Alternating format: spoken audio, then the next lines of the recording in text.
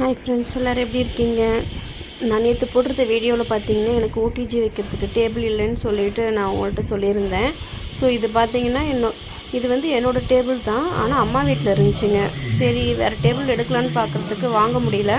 So அதனால் நான் அம்மா வீட்டில் இருந்த என்னோடய டேபிளே போயிட்டு இன்றைக்கி எடுத்துகிட்டு வந்துட்டேன். இப்போ நமக்கு வந்து ஆர்டர் நம்ம எப்படி செய்ய போகிறோம்னு பார்த்தீங்கன்னா, கீழே வந்து 1 kg வந்து பிளாக் கரண்ட்டும், அதுக்கு மேலே வந்து டாப்பர் பார்த்தீங்கன்னா 1/2 kg ஸ்ட்ராபெரி தான் ரெண்டும் பண்ண போகிறேன். இப்போது நான் பார்த்தீங்கன்னா எக்கை வந்து அப்படியே தான் உடச்சி சேர்த்துக்குவேன். சில பேர் பார்த்தீங்கன்னா உங்களுக்கு செப்பரேட்டாக வந்து ரெண்டையுமே டிவைட் பண்ணிவிடுவாங்க. பார்த்தீங்கன்னா எல்லோ தனியாக எடுத்துருவாங்க, ஒயிட் தனியாக பீட் பண்ணுவாங்க. ஆனால் நான் வந்து இது வரைக்குமே நான் செஞ்ச ஸ்பாஞ்ச் எல்லாமே பார்த்தீங்கன்னா ரெண்டுமே ஒன்றா அப்படியே எக்கை உடச்சி ஊற்றி அப்படியே தான் நான் பண்ணுவேன்.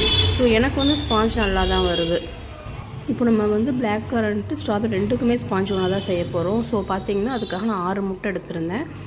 6 முட்டையை பவுலில் ஊற்றிட்டு அதுக்கப்புறம் பார்த்தீங்கன்னா 2 ஸ்பூன் அளவு பார்த்தீங்கன்னா நீங்கள் வெனிலா எசன்ஸ் அது கூட ஆட் பண்ணிக்கணும். ஒரு 2 பிஞ்ச் அளவு சால்ட் அதில் கொஞ்சமாக ஆட் பண்ணிக்கோங்க. இதுக்கப்புறம் நம்ம என்ன பண்ண போகிறோம்னா இதை அப்படியே பீட் பண்ண ஸ்டார்ட் பண்ணிடலாம். இதுக்கு தேவையான சுகர் பார்த்தீங்கன்னா நான் பவுடர் பண்ணி எடுத்து வச்சுக்கிட்டேன். உங்களுக்கு வந்து இதோட மெஷர்மெண்ட் எல்லாமே டிஸ்கிரிப்ஷனில் கொடுக்குறேன், நீங்கள் வந்து அதெல்லாம் பார்த்துக்கோங்க. இப்போ நம்ம எக்கை வந்து பீட் பண்ண ஸ்டார்ட் பண்ணிடலாங்க. நீங்கள் எடுத்தோன்னே வந்து ஹை ஸ்பீடில் வைக்காதீங்க. நீங்கள் வந்து ஸ்டார்டிங்கில், அதாவது ஃபஸ்ட்டு ஸ்பீடில் இருந்தே நீங்கள் வந்து பீட் பண்ண ஸ்டார்ட் பண்ணிக்கோங்க.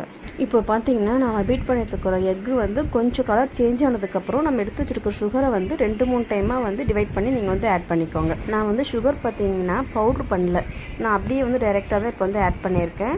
ஆனால் நீங்கள் என்ன பண்ணுறீங்கன்னா பவுட்ரு பண்ணி ஆட் பண்ணிக்கோங்க.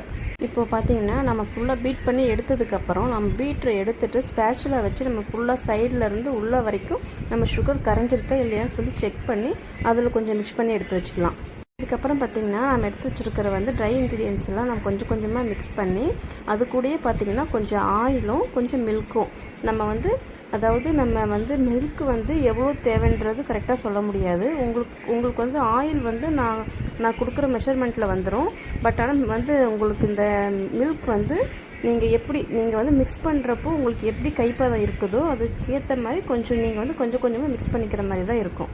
இப்போ நான் எடுத்து வச்ச பேட்டரை பார்த்தீங்கன்னா 2 டின்னில் ஆட் பண்ணிவிட்டு மிச்சம் இருந்ததெல்லாம் கொஞ்சம் கூட வேஸ்ட் பண்ணாமல் நான் வந்து கப் கேக்காக அதை எடுத்து வச்சுக்கிட்டேங்க. இப்போ பார்த்தீங்கன்னா கப் கேக்கு ஸ்பாஞ்ச் எல்லாமே ரெடி ஆகிடுச்சுங்க. ரொம்ப சாஃப்டாக ரொம்ப நல்லா வந்திருக்குது.